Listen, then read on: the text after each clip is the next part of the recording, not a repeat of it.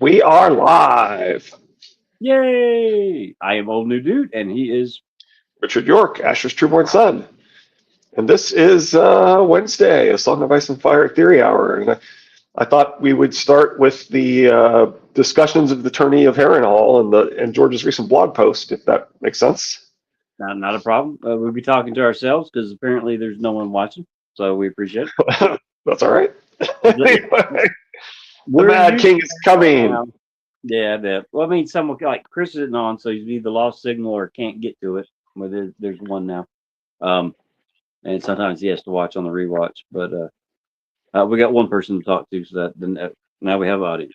Hey, I have you. That's all that matters. Anyway, the Well, Mad King is me, coming.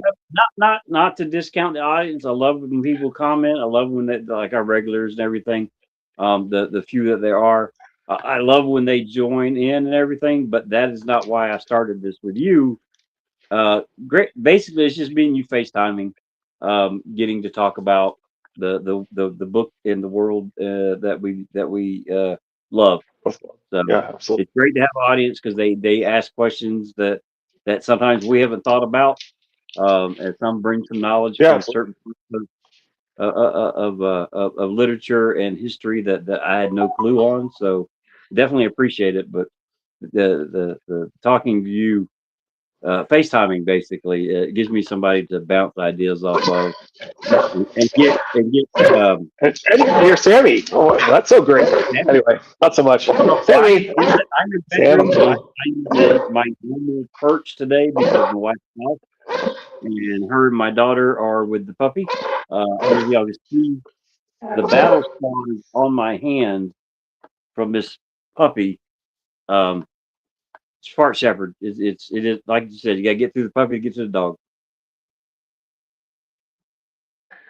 All right, I'm unmuting. Sammy, I'm unmuting. Sammy, come here. Sammy, come here. Sammy.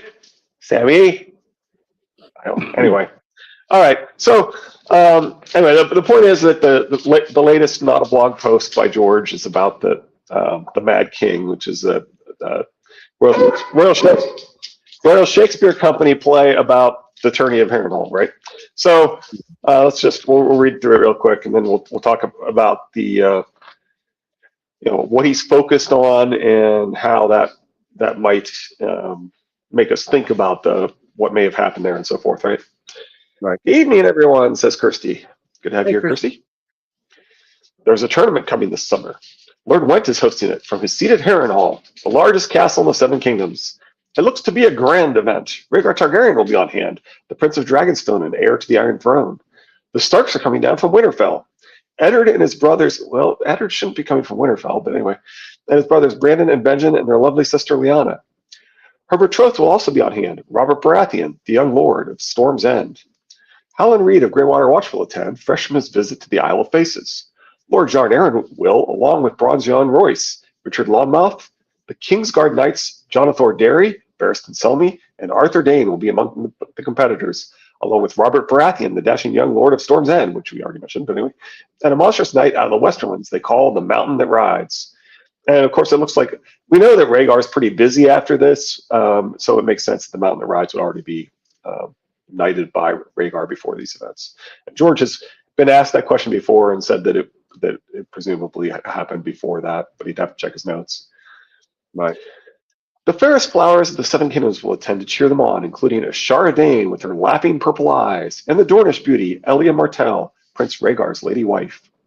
Even the king will be there, Aerys II of House Targaryen, the Mad King. I'm planning on attending myself. You've been hearing about the great tourney at Harrenhal since the Game of Thrones came out in 1996. Now, at long last, we're going to show it to you, live on stage at Stratford-upon-Avon, brought to you by the Royal Shakespeare Company. Having the RSC bring Westeros to the stage is so incredible that sometimes I fear I'm dreaming the whole thing. Yes, it goes without saying that I'm a huge Shakespeare fan, and it will, and it will likely anyway. I'll say it will likely surprise no one to learn that the history plays are my favorites, and none more so than those set during the Wars of the Roses.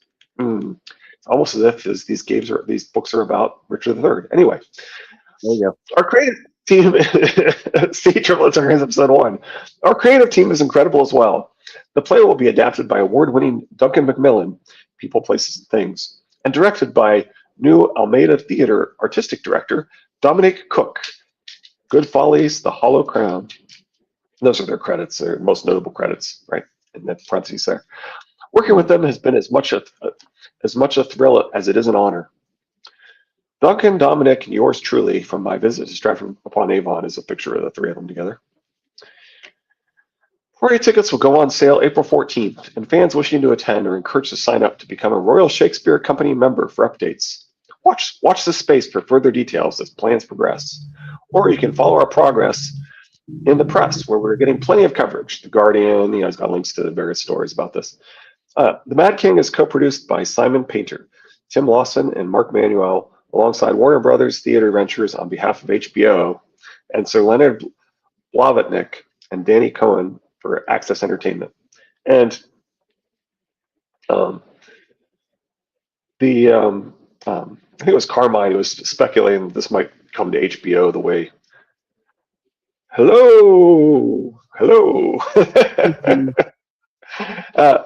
I think it was Carmine of Red Team Review was speculating that this might come to HBO the same way that Hamilton came to Disney, which Preston was like, yeah, but that takes like years before they're willing to do that because they have to, sell up their shows for a while and so forth. Show up and keep seeing the play over. Yeah. I mean, they got to fill seats, so they want it to release. Yeah, they wait until it's not quite as hot a ticket before they do that typically. That could take quite a while. Right. I mean, you're going to have people in the first and second viewing of the show that's going to just throw out information that might ruin some of the surprises. I don't know if he's going to let us know who the mystery knight is.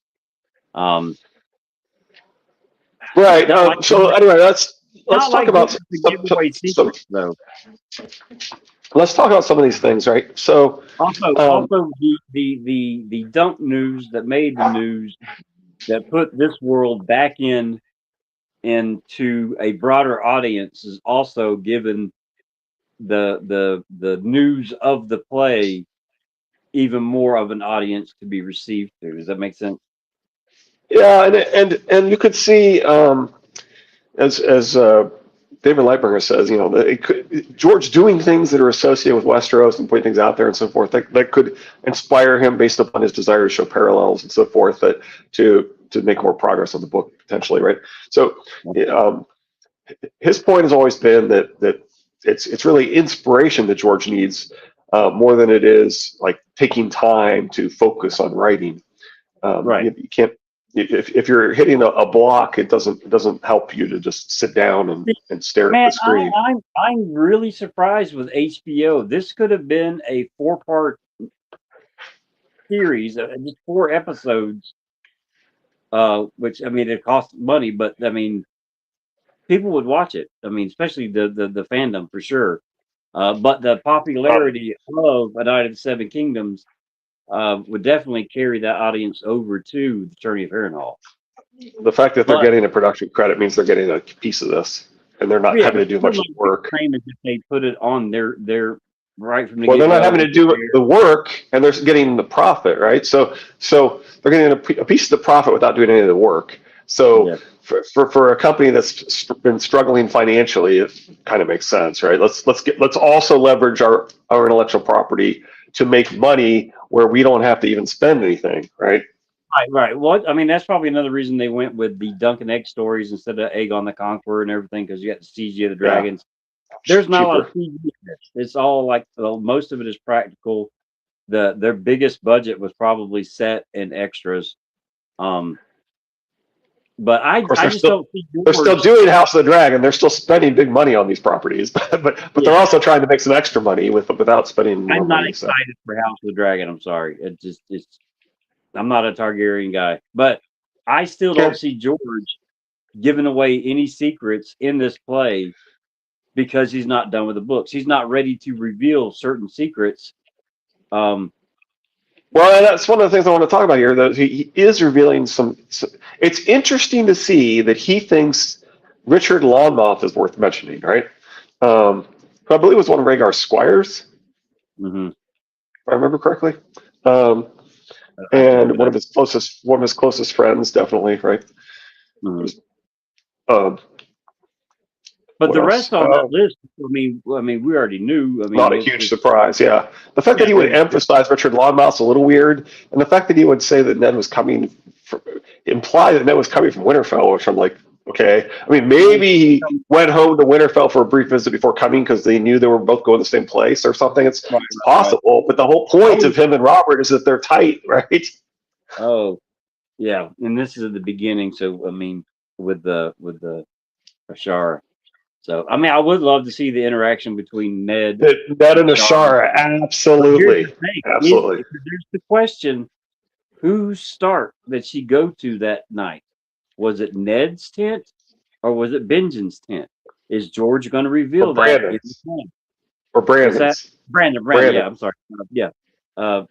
Which tent? Is he going to reveal that in the play? Is he going to reveal who the mystery knight is? That's what I'm saying. There are some things that are kind of interesting here, right? There's some Yeah. of that. There's the where do you draw the line? What's the big finale? How do you wrap this up, right? Um, Well, I mean, if he gives away that Ashara went to Brandon's tent in the play, then that's going to put B plus A equals J slightly above maybe the Ned N plus A equals J. Um, even though I mean, it's in the, I consider it I a mean, personally, possibility. personally, consider that I think that the parallel between Ned and Rob is so strong. If it's that Ned gets word of the death of Bran and Mhm. Rick, right? Right. So personally, I that's my preferred interpretation at the moment. But of course, that could change based upon, as you said, Ashara have been word or skin changed at the tourney with her laughing, haunting eyes. That's an interesting interpretation of the. Yeah, it is always weird that they're first called haunting and then later called laughing because there's those seem to Right. be contradictory.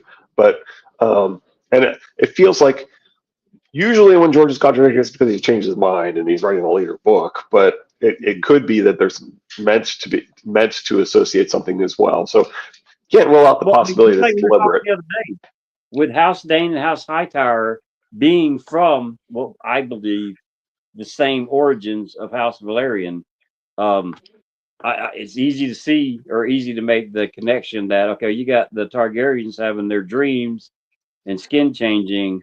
I mean, I wouldn't put it past House Dana having the exact same abilities, or even House Well, Hightower. and this concept goes right along with our Brantham Leaping, Hidden Fingers comments, right? That this is in fact a story about time travel. If we are to believe the Hodor from the books, I mean from the show, right? If we believe Hodor from the show, then this is a time travel story. And if it's Mhm. and our interpretation of how George has done time travel in the past is that he kind of likes the quantum leap interpretation, where you don't go back before your own time because you could create a paradox where you wipe yourself out. And hi, good to have you here. Hey, I'll try not to react. I'm just kidding. Anyway, which that does put a wrinkle because we have the somebody affecting the Mad King. Burn them all, burn them all, burn them all. sure, That is sure. before the birth of Brandon. Before I mean, so he can't go back. But we see him looking I'm not in the convinced past, that in George the is going to past. stick with those rules in this, though. Right, right, I right. mean, He even though did. he's typically been that way, I'm not convinced Right. that Bran I is mean, a special yeah, case. looking through the tree, Brandon has definitely gone way past when he was born. So that might Right, not be right. I think part of the symbolism of Bran is that he's supposed to be like God the Father wed to the trees, right? And so, Sea Trip was talking about episode 1, and so, so if he represents this concept of God as the paradox that creates himself, then it kind of makes some sense, right? right. It makes sense for Brandon and Ashara. She's with child, and Brandon asked Ned to marry her because he was betrothed to Kat, and that's why Ned never told Kat the truth. Brandon was John's father. Yeah, Yeah, that's that's along the lines of the theory that I remember the name of the damn video. It's been 4 or 5 years ago, but that was my thinking on the Brandon. Then also on that Brandon list, he's in the black cells after what he said and challenging and everything. We have Varys that's Rugen. He can go to Black Sails all he wants. Ashara being uh, uh, the Rhaegar's wife's uh, lady in waiting. I mean, she can come and go at King's Landing plenty. So if there is that triangle or no triangle, and it's just Ashara and Brandon, she can go see Shara. I mean, she can go see Brandon. I mean, Littlefinger will take her. So that I mean, there could have been one last hurrah in the Black Cells because he knows he's dead. She leaves, meets up with Ned, finds out is that she's with child, and would Ned, the honorable man that we know him to be, find out that Ashara is now pregnant with Brandon's baby, and to not make her have a bastard born, would he marry her? In even because I mean, even his feelings toward her might help that decision, but would he marry her for her sake? There's the argument that the Bible actually does endorse polygamy, as specifically that you're obligated to marry your brother's widow, even if you're already married, um, and get her with child to inherit your brother's possessions. Like that's in fact the portion of the Bible that's typically pointed at being anti-birth control is actually about the obligation to impregnate your brother's widow, um, and so that that there could be. It wouldn't be surprising to me, given how much George wanted to add bigamy to the story, right? That he published Danny's story without bigamy, right? And then the one major change when he published Danny's story as in a Game of Thrones is that he added bigamy to it. Well, he also made Danny's backstory look like it was more fake than it was in the original. But hello, gentlemen. So arguably, those are like the two biggest changes between the original version of this story, which was published as Blood of the Dragon, and then the retcon that is a Game of Thrones that continues the story from there. Well, Game of Thrones started with him finding the wolf pups in the snow. He was writing something else, wrote that down. Now we have the birth of a Game of Thrones. The idea, which makes you wonder whether he hadn't decided that those were the same story when he published Danny's chapters. I mean, first. With the wolf pups in the snow, the White Walkers being mentioned. He's already got some of the cast, the children, the Greyjoy. I can't even remember if Targaryens are even mentioned in that chapter. But I mean, I could see the idea of the War of the Roses starting there because he might have thought Starks and then already had in the back of his mind. Right. When he wed the two, that's what I've always thought. As he wed the two with the Starks and whose name might actually be from a Robert Frost poem, because the name of Song of Ice and Fire is from a Robert Frost poem, and there's a Robert Frost poem about House Stark and their history being in the tree and how they all come back to this gaping crater that used to be their home, and how the seven families all came out of seven different tunnels anyway, it's kind of an amazing poem about House Stark that we've talked about before. That's why Ned lost it at Cat and forbade the entirety of Winterfell from talking about it, because the truth could have come out, and that there was obviously a hidden secret, deeper thing going on for the future. Yeah, I mean, I can see that for sure. Did not want to besmirch Chardaine's name. Well, and you have to realize that he specifically says that he wants his lady wife to forgive him, and it doesn't seem like Cat ever held any sort of grudge at Ned or communicated to him any disapproval whatsoever, right? Yeah, the only thing we see from Cat is the disapproval of showing the entire North, calling him my son for all the North to see is the term that she uses, right? Like, that's what she complains. The marriage to Ashara at the time was for her and the child, but when he was forced to marry Cat, it was more about that's the bigamy, yeah, right. That's John's bastard, and it was more about protecting Ashara's name from that point on. Yeah, He and was it's he had to call he had to call John a bastard from that point on. But to do, I mean, and, when History of Westeros asked George about his inspirations, he talked about Thomas D. Costain's version of the history of the last Plantagenets, and I got to tell you, that's a bizarrely pro Richard III book. It's it's a he's citing a specific Richard III as the good guy in history historian when he says that he's that and it's you like it's that book better, right? the Game of Thrones. No, No, what do you mean? the book about Richard III. Then what? Like it better than what? Other book about Richard III. My point is that George is definitely writing about Richard III, right? Right. He drops hints all the time about this. He's got the Blackfires. He's got Stannis calling BS on the Secret Bastards. Stannis is clearly a Richard III character. He has Tyrion as an echo of Ned, where he's very much a Richard III character, and Ned, in fact, is calling BS on the Secret Bastards, and he's acting as a Richard III character. But the irony is that Ned is the one who's even more of a parallel with the Secret Bastards than Robert is, because he's already married, right? Because he has this lady wife that he wants to forgive him, right? And he says, "My lady wife," and he doesn't say Catelyn, and everybody just assumes he's talking about Catelyn, but Catelyn is. If she was even mad, she's already forgiven him like instantly. Like he's not praying for Catelyn to forgive him. He's praying for his lady wife to forgive him, and his lady wife is not Catelyn. And this is a story that has added bigamy deliberately when it blended Dany's story with Ned's story. It's easier for his lady wife to forgive him if she's still alive. And as we've said, it doesn't, even if you believe R plus L will equal J in the books, and I kind of doubt that it will, but I do not acknowledge it was a correct answer at the time. Right? Mm-hmm. Like, we're not saying that it wasn't a correct answer. We're not saying that it wasn't something that impressed him when he asked them about the books. We're saying it wasn't the only correct answer at the time. Right. And with George, you got to be you got to be kind of careful.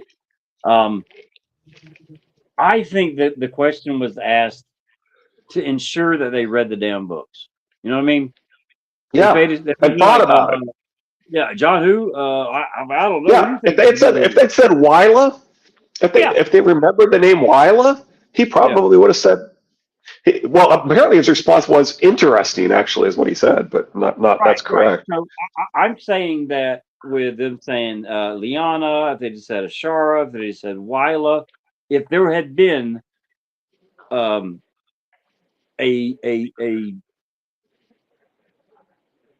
what's the word? This is the Stark Cess theory. Kirsty's going to the Stark Cess theory. Yeah, if they gave a name that there were clues in the book could be possibly John's mother, then he knew that they read and had some understanding of the books. If they came absolutely. Back, that's what we're saying. There were multiple correct answers, and you wanted to see if they knew the answer. And fortunately, they did. Right. And what he said was, I asked them if they knew who Jon Snow's mother was, and fortunately, they did. Right. He wants you to have thought about it and to have come to your own interpretation of the books, and that's what he was saying there. Not, oh well, you have the one and only correct interpretation of the books. And people have taken it as they had the one and only correct interpretation of the books. Yeah, if they just said Cersei, they wouldn't have gotten the show. You know what I mean? Probably not. They just thrown out a name that. Oh wait, what's the name in the book? Wyla, Ashara, and Lyanna are all answers. Or if they, actually, the Fisherman's Daughter, I think, hadn't been published at that point, so I don't think they could have said the Fisherman's Daughter at that point. Yeah, I don't think that bit was published until after they met with him. Anyway, as I said, it's Kirsty's throwing out the Stark Cess theory, although usually you hear it as Ned and Lyanna. This is Brandon and Lyanna, which might actually make more sense. I can't remember his name. I've said it on a video, I think, and I've said it on a live stream before. It was in the comment section of a gray area video, and it's not king's blood, it's kin's blood, meaning that they're brother sister. As nasty as that is, but that's what the power resides in. And his theory was that because Lyanna and Benjen were so Interesting. close, because you got Brandon running around up north, just dipping his wick on everything he Well, can. that's another one. That's a third. That's a third one. Stark says theory. That's a Right. third But Stark says theory. you got Brandon running around with like Lady Dustin and other people. I mean, he wants to fight. He's the Norse version of Robert. You got Ned at the Vale. So he's not there. The only people that are there for her is Benjen and her father. So she's going to spend time with Benjen. They're close. She pours a cup of water or a cup of water. I forget what it is, but they are the kins of the kin's blood, and then that's where John comes from.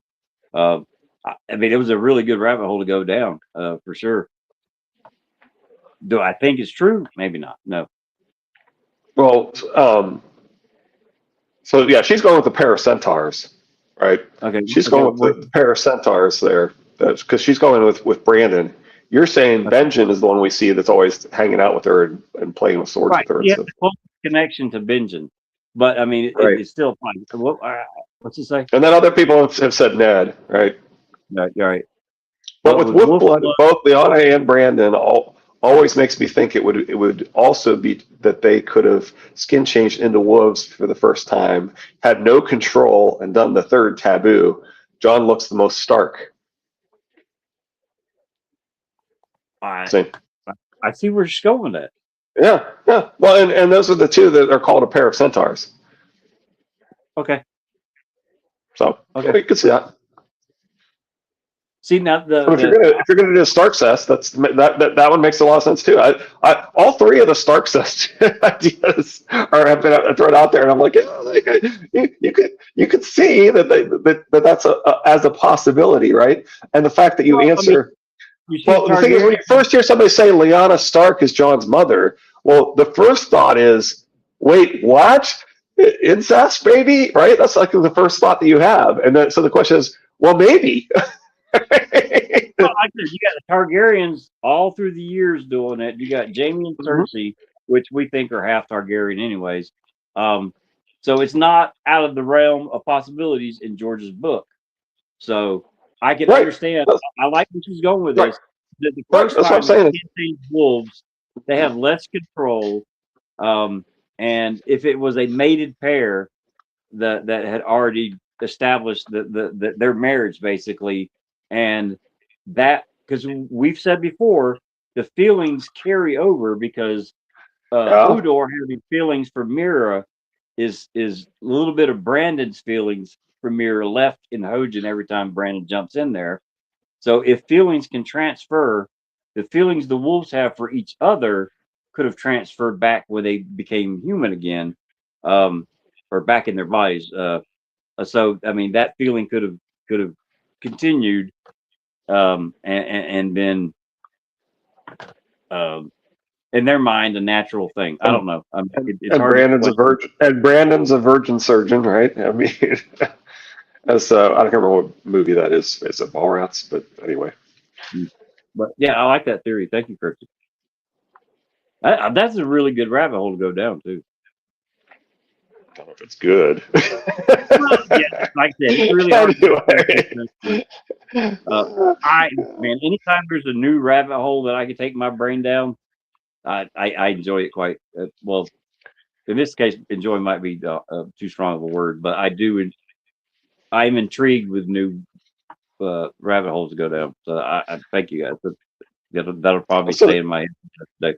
The other thing we like to do to encourage thought about the series and riff on is to go over some of our favorite analysis of the series.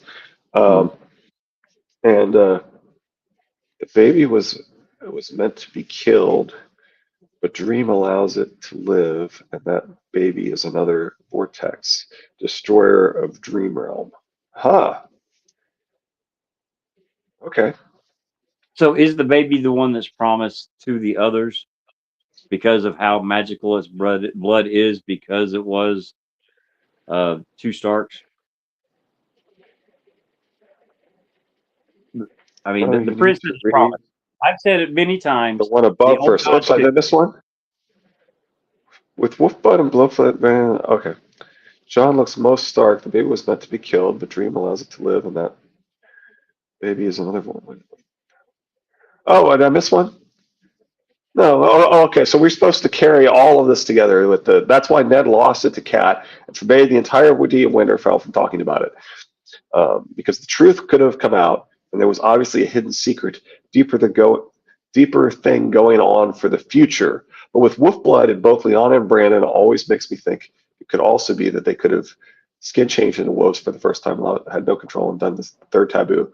John looks most stark. The baby was meant to be killed, but Dream allows it to live, and that baby is another vortex destroyer of Dream Realm. Okay. Now do I have it right? Meant to be Anyway, killed as far as it is an abomination in their world, or meant to be killed as a sacrifice? I'm assuming she's saying abomination. well, it sounds like we're saying that, or that Kirsty. No, is the comment with Liana as Blue Rose not showing? Oh, could be. Yeah, that's not. I haven't seen that one. Didn't come through to StreamYard. Yeah, that's the bad part about using StreamYard is I think it sometimes. If you could repost that, that'd be greatly appreciated, there, Chris. No. Anyway, let's read the note properly. No. Anyway, Oh, I was gonna start back on untangling the Marinese knot part two. We'll see if it shows up. We'll keep okay. our eye out for comment as well. But um, many readers so dislike Marine because Danny's efforts there seem clearly frustrating, doomed, and pointless, ending in failure. And this reaction is perfectly understandable because that's what practically every Westerosi character in the book ends up thinking, including Danny. They all conclude that the peace effort was pointless. Danny was naive and got taken advantage of, and that things always had to end in war. So why did we waste so many chapters leading up to the inevitable? But a closer look at the Marinese events gives me quite a different impression. To Just actually posted. understand what unfolded there, okay, here we go.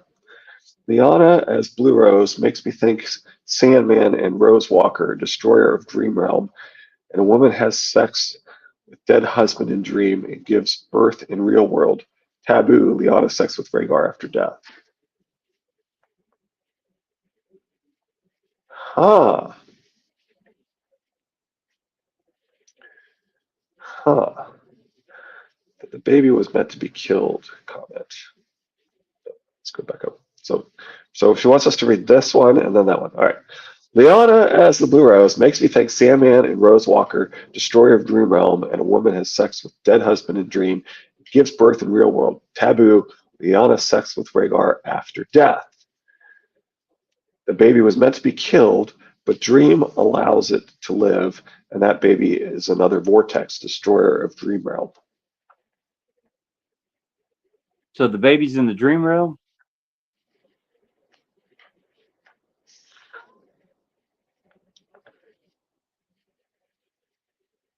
I took it more as the baby happening from the Dream Realm.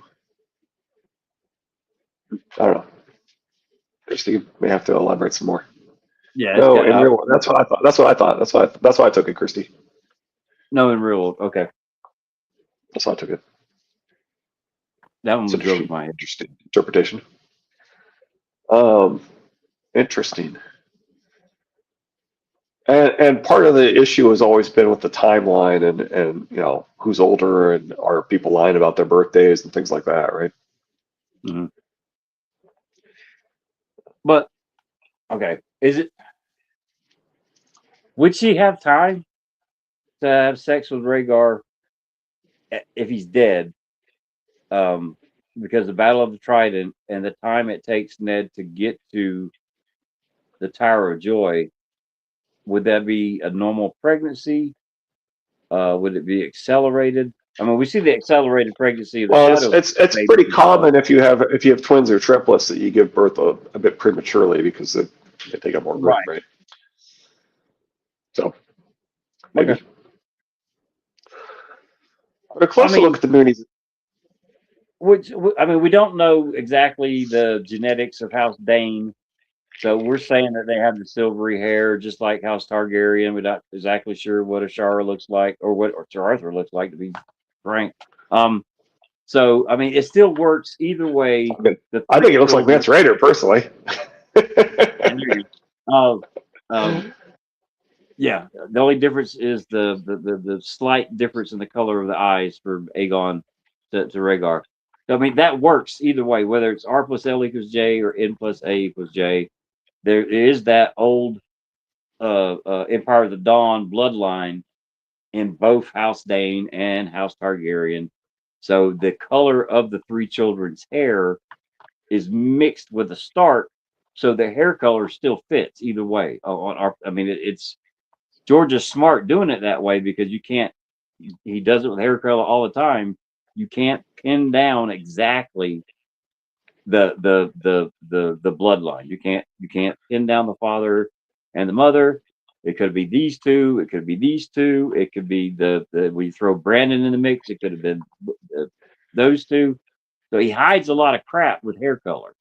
I think Sure. it's another reason why um, um, Tormund is so old to have the white hair, even though he's in fighting Well, shape. and that's one of the reasons why I'm not a huge fan of House of the Dragon is because the whole point of Fire and Blood even is to be so ambiguous, and then you're taking it and you're changing it and you're making things definitive, and it's like, yeah, kind of defeats the purpose of the book.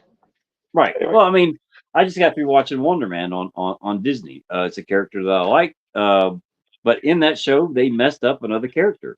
And same thing they did with She-Hulk. They took a minor character and then they screwed it up. So now you can never use that character the way it was originally done in the comic books, going further into the next stage or whatever. Same thing with House of the Dragon. We change hair color of a person from what it is in the book.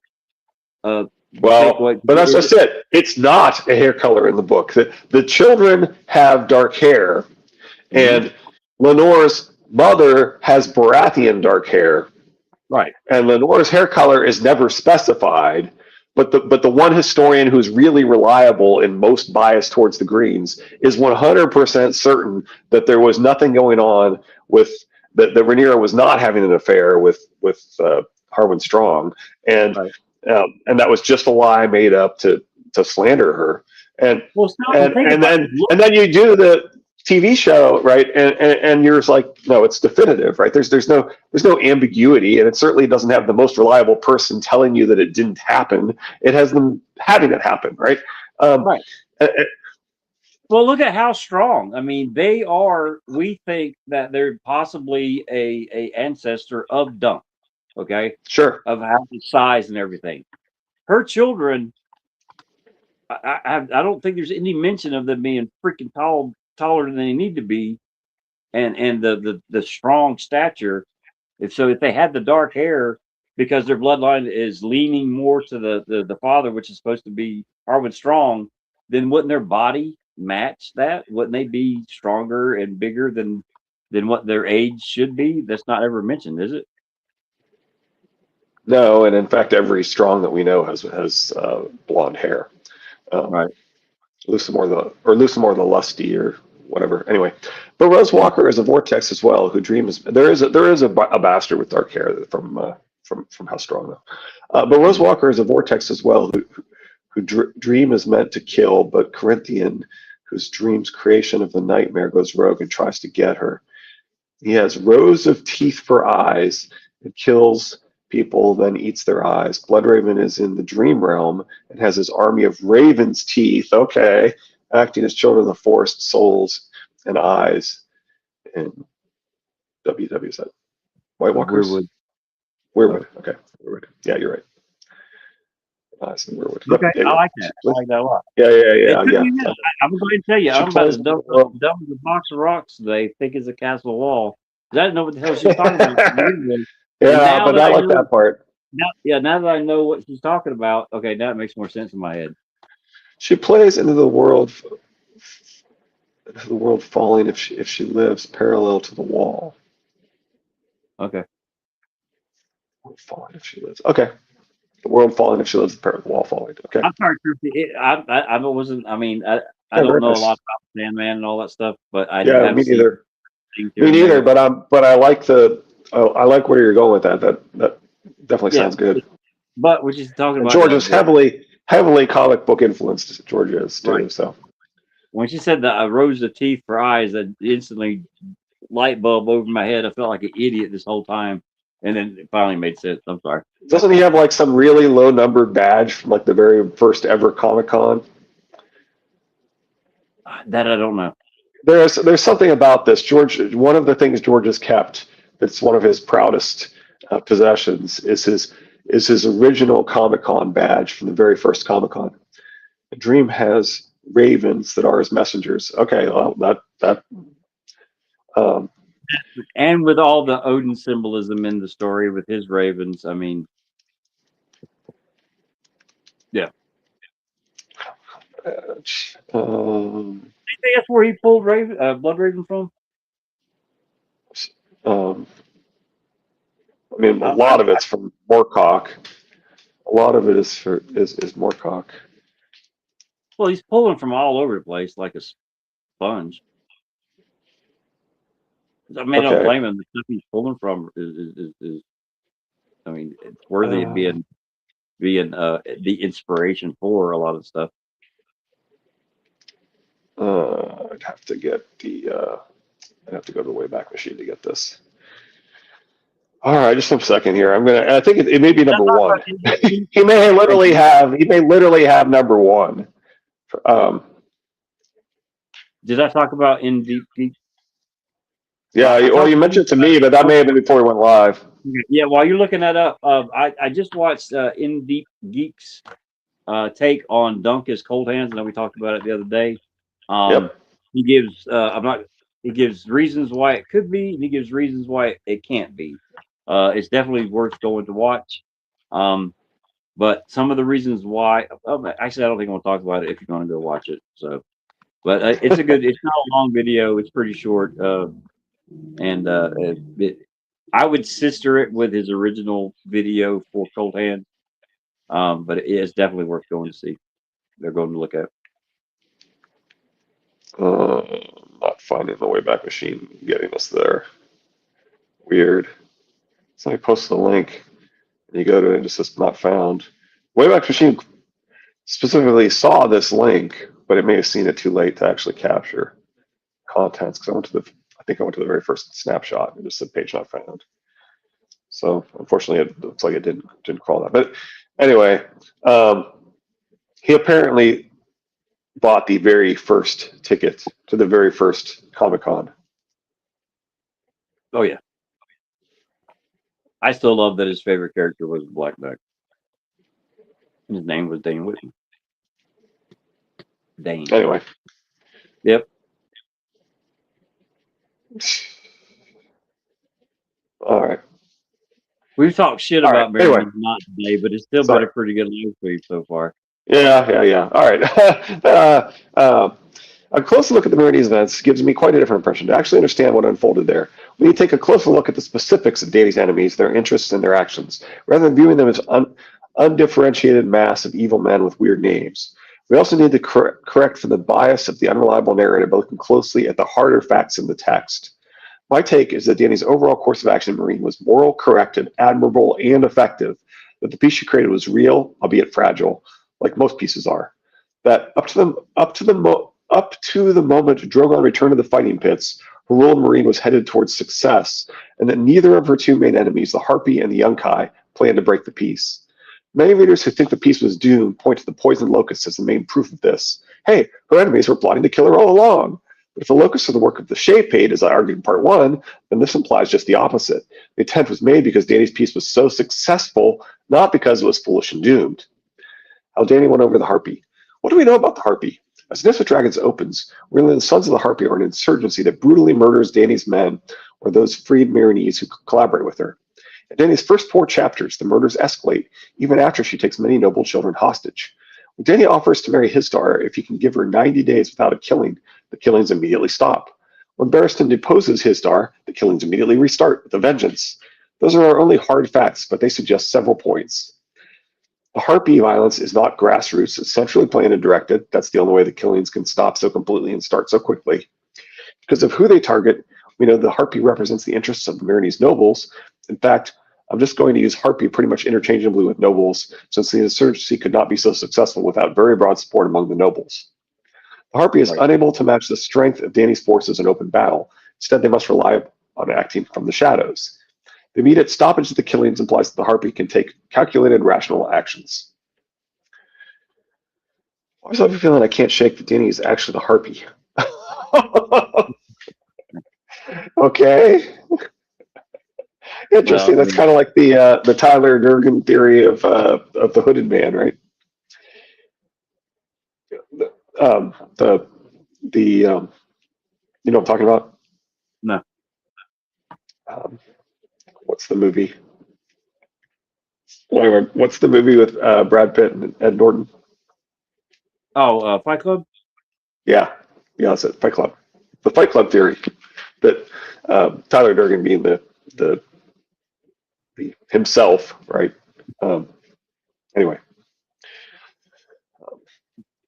I've told you that there's a movie based on that. That if I told you the name of it, would then spoil the movie. But it's kind of related to the fandom anyway. All right. Do you know what I'm talking about? Hey, text me later. Let me know that we don't spoil it for. Are you sure? Are you sure you want to watch a movie that you know is Fight Club though? Yeah, that's right. I don't mind. Yeah, it's kind of better to have a movie spoiled anyway. To be honest. Anyway. Well, chances are I'm probably not going to watch the movie, but so you're not. It's a decent Fight Club movie. Spoil it, Chris. Yeah, we spoil everything. We always say we spoil everything here. I'm reminded of the Rereading Wolf podcast, whose slogan is, "You can't spoil a Gene Wolfe story. A Gene Wolfe story barely spoils itself." Gene Wolfe being George's mentor and the author of the third most respected fantasy series at the time George started writing these books, which is really, really, really similar to this fantasy series in many ways, which we've discussed. But anyway, so yeah, there's the argument that movies are better when you've already had them spoiled, and there've been studies of this that show that if you watch a movie that's already been spoiled for you that has a big twist, that you actually enjoy it more, because you're able to see all the foreshadowing and appreciate what they're doing, and you know, it's like a rewatch. Yeah, you watch it's like you go straight to the rewatch. Yeah, right. That's what I'm saying. You can't spoil a Gene Wolfe story. Gene Wolfe story barely spoils itself. And in other words, you have to watch it. You have to read it over and over and over again before you're really going to understand it. So you want to have it spoiled because that gets you closer to understanding it, right? Right. Anyway, the point is there is a movie starring Emilia Clarke. Its name is the Wham song, the Christmas song, Last Christmas.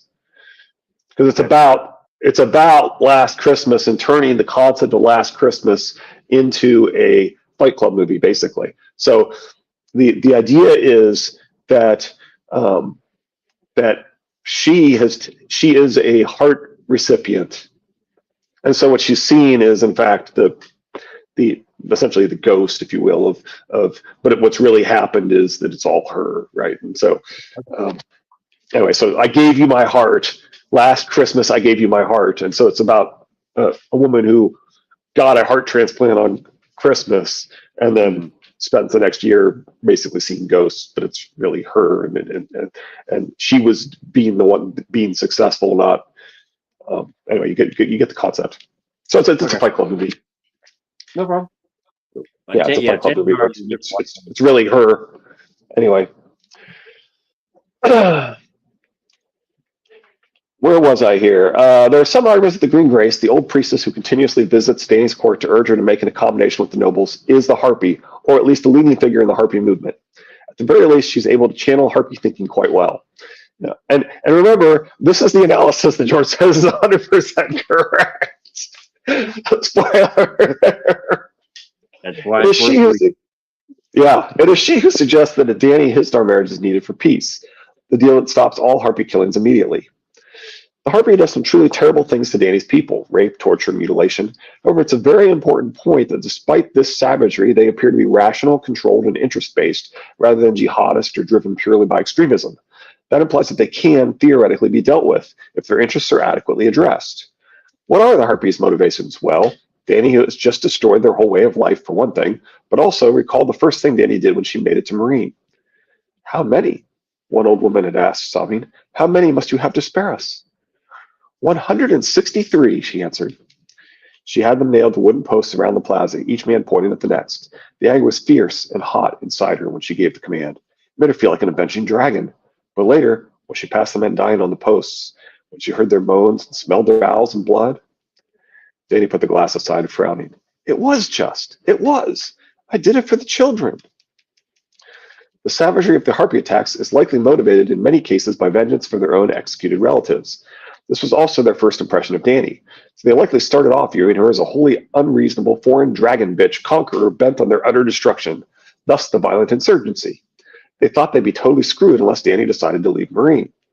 Yet in Dany's fourth chapter, the Green Grace suddenly suggests that if Dany married the noble Hisdars of Lorak, a peace is possible. What's changed since the initial rounds of Harpy savagery? One important change was Zara's visit. Dany refused his offer to leave Meereen. Karth declared war, and a blockade was set up. The escalation of the outside threat could have led the nobles, fearing the loss of their lives and wealth in another destructive war and sack of the city, to come to the table. Histar makes comments to Dany implying that he takes this very seriously. Meereen cannot endure another war, Your Radiance. Karth is a city of merchants, and they love the clink of silver coins, the gleam of yellow gold. When you smash the slave trade, the blow is felt from Westeros to Ashai. Karth depends upon his slaves. So too Tolos, Nugis, Lys, Tyrosh, Volantis. The list is long, my queen. But perhaps the more important change is Dany's own actions. Since the initial brutal Harpy killings, Dany chained her dragons and has refused to kill her child hostages. When the Green Grace visits to propose the marriage, Dany's mercy toward the child hostages is one of the first things she mentions. More freedmen died last night, or so have been told. 3. Saying it left a bitter taste in her mouth. The cowards broke in on some weavers, freed women who had done no harm to anyone. All they did was make beautiful things. I have a tapestry they gave me hanging over my bed. The sons of the Harpy broke their loom and raped them before slitting their throats. This we have heard, and yet your Radiance has found the courage to answer butchery with mercy. You have not harmed any of the noble children you hold as hostage. The Shapate would feed them to your dragons, it is said. A life for a life. For every brazen beast cut down, he would have a child die. These murders are not their doing, Dany told the Green Grace feebly. I am no butcher queen. And for that, Meereen gives thanks, said Galaza Galorari. Dany is often criticized by readers for her refusal to make good on her threat and kill the child hostages, which supposedly showed weakness. But in actuality, Dany's mercy towards the hostages, combined with the bad cop threat of the lurking Shapate, seems to be precisely what made a peace deal possible. It changed the nobles' view of Dany and made them realize she was someone they could work with. So Dany agrees to marry Histar if he can arrange for 90 days without a peace, it says, but I think he means without a killing, right? He is seen visiting various pyramids where the nobles live, and he delivers. Killings stop immediately. They do not start again until the deal is broken by Barristan and Histar is deposed.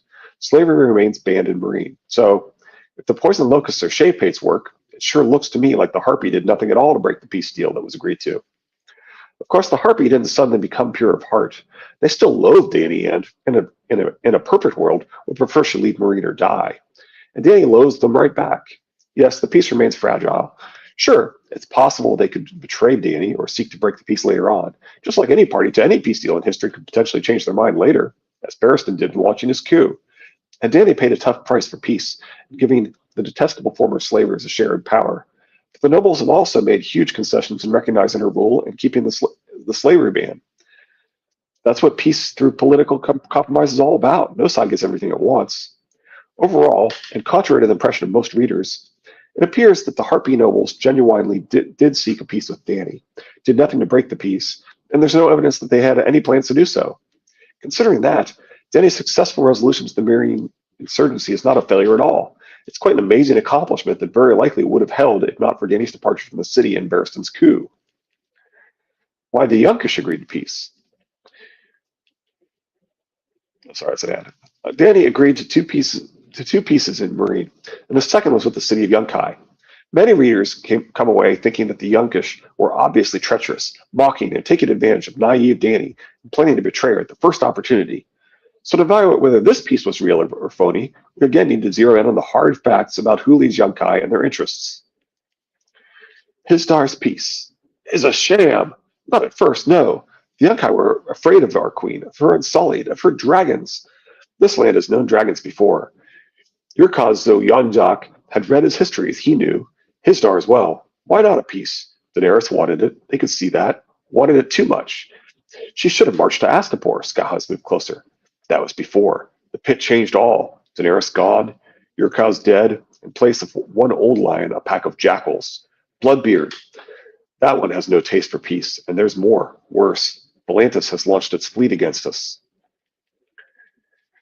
I've cited this speech from Shaped as being misleading overall, but it's worth zeroing in on what he says about Yunkai in particular, because it falls into the category of an argument against interest. First, he gives us some of our only specific information about the Yunkish leader Yurkaz, who commanded their forces throughout the book before dying in the chaos of the fighting pits. Danny's own impressions upon briefly meeting Yurkaz are that he is old, repulsive, pathetic, and unimpressive, but Shaped speaks of him with respect, calling him an old lion and saying he read his histories, which is significant because it implies he's not merely a slimeball, evil, treacherous slaver. Second, Shaped admits the Yunkish did genuinely agree to a peace, fearing open combat against Danny's forces until Yurkaz's death in the fighting pits and the subsequent launching of the Volantine fleet. I wouldn't merely take Shape's word on this. What he says here is basically consistent with the hints of Yunkish thinking we glean from other points of views, as I'll outline. Some background on Yunkai. Back in A Storm of Swords, Danny defeated a Yunkish army and freed all the Yunkish slaves, but left the slaver ruling class of the city behind, rather than having them all killed, as she did in Astapor. After she left, the Yunkish immediately started slaving again, and gathering allies and hiring sellswords for an attack on Danny and Marine. By the time of Quentin's first chapter, Yunkai has hired 3 sellsword companies, won the support of Nugis, and is seeking the far more potentially valuable support of Volantis. Danny appears to inspire existential terror in the Yunkish, who spread lurid tales about her evil far and wide, mostly fictional, but some with elements of truth. They particularly seize on an incident in A Storm of Swords where Danny had her dragons burn the Tokar of a Yunkish envoy to put a scare into him. The new Yunkish host first marches for a war with Astapor. It's not clear exactly how it came about, but Danny places the blame for this war on Cleon, the new king of Astapor. The armies of the Yunkai descend on Astapor. I beg you, come south with all your strength. I warned your king that this war of his was folly, Danny reminded him. He would not listen. Great Cleon sought only to strike down the vile slavers of Yunkai. Though the Yunkish, with their sellswords and legions from Nugis, are victorious over the already collapsing Astapor, it's considered more of a slaughter than an actual battle. They then begin marching toward Marine, but the Yunkish are famed for training bed slaves, not warriors, and the Yunkish host is considered remarkably unimpressive by Quentin and his fellow windblown sellswords, so much so that the tattered prince quickly begins to consider defecting. So it's clear that any war with Danny would not be an easy win for Yunkai, which backs up Shape's later comments that Yurkaz feared fighting Danny and her dragons. Are there any prospects for peace? The Yunkish slavers are fighting for their very existence and way of life, so the potential peace deal, as laid out by Hisdar, is quite simple. Danny must pledge to allow the slave trade to continue in Yunkai and all of her Essos. When you smash the slave trade, the blow is felt from Westeros to Ashai. Karth depends upon its slaves, so too Talos, Nugis, Liz, Tyrosh, Volantis. The list is long, my queen. Let them come. In me they shall find a sterner foe than Cleon. I would sooner perish fighting than return my children to bondage. There may be another choice. The Yunkai can be persuaded to allow all your freedmen to remain free, I believe, if your worship will agree that the Yellow City may trade and train slaves unmolested from this day forth. No more blood need flow. Save for the blood of those slaves that the Yunkai will trade and train, Danny said, but she recognized the truth in his words even so. It may be that is the best end we can hope for. As the Yunkish march toward Marine and as various other slave powers continue the blockade, Danny sends Hisdar to negotiate peace on these terms. They agree on the basic deal, but because the Yunkish do not trust Danny, they demand that the more trustworthy Hisdar be granted a share of power. I want no war with Yunkai. How many times must I say it? What promises do they require? Ah, there is the thorn in the bower, my queen, said Histar Zolork. Sad to say, Yunkai has no faith in your promises. They keep plucking the same string on the harp about some envoy that your dragon set on fire. Only his tokar was burned, said Danny scornfully. Be that as it may, they do not trust you. Trust you.